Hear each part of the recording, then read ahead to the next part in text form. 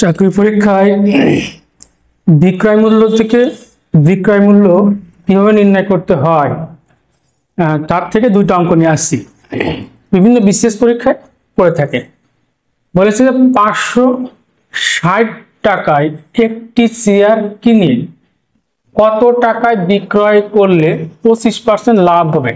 শেষে কি কত টাকায় বিক্রয় করলে বিক্রয় শেষ এবং থাকলে আমার যে টাকাটা দেওয়া থাকবে সেই টাকাটা আমি পাঠাবো। এই 560 টাকা। এখন যদি বিক্রয় মূল্য চাই তাহলে এখানে একটা কাজ করতে হবে আর এখানে একটা কাজ করতে হবে। বিক্রয় মূল্য চাইলে যে টাকা দিয়ে থাকবে তারকে আমরা 100 দিয়ে ভাগ করব। চোখ বন্ধ করে কত ভাগ করব? 100। বিক্রয় মূল্য চাইলে যে টাকা দেওয়া থাকবে তাকে 100 দিয়ে ভাগ করব। আর এই উপরে হবে পার্সেন্টেজের কাজ। এই পার্সেন্টেজের কাজ হবে উপরে। যদি লাভ হয় তাহলে 100 এর সাথে যোগ, ক্ষতি হলে 100 কে বিয়োগ। এখানে বলে 25% লাভ, তাহলে 100 যোগ 25 তাহলে কত? 125।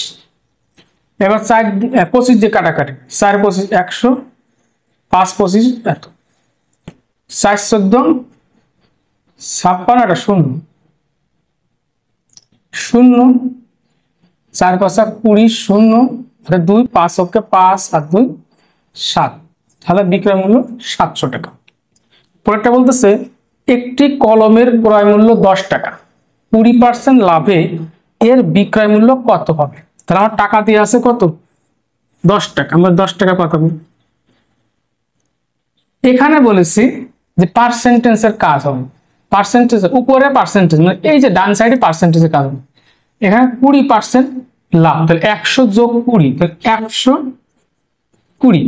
আর বিক্রয় মূল্য চাইলে নিচে সব সময় 100, নিচে সব 100 দিয়ে ভাগ করো। বিক্রয় মূল্য চাইলে 100 দিয়ে ভাগ করো, তাহলে 12 টাকা। এরকম অঙ্ক আমি আবারও নিয়ে আসবো। আমার ফেসবুক পেজ ফলো দিয়ে পাশে থাকতে হবে, ইউটিউব চ্যানেল সাবস্ক্রাইব করতে হবে। বিক্রয় মূল্য চাইলে যে টাকা দেওয়া থাকবে তাকে 100 দ্বারা ভাগ করব, আর পার্সেন্টেজের কাজ হবে ডান সাইড করলে ইনশাআল্লাহ বিক্রয় মূল্য বের হয়ে যাবে। দেখার জন্য সবাইকে ধন্যবাদ।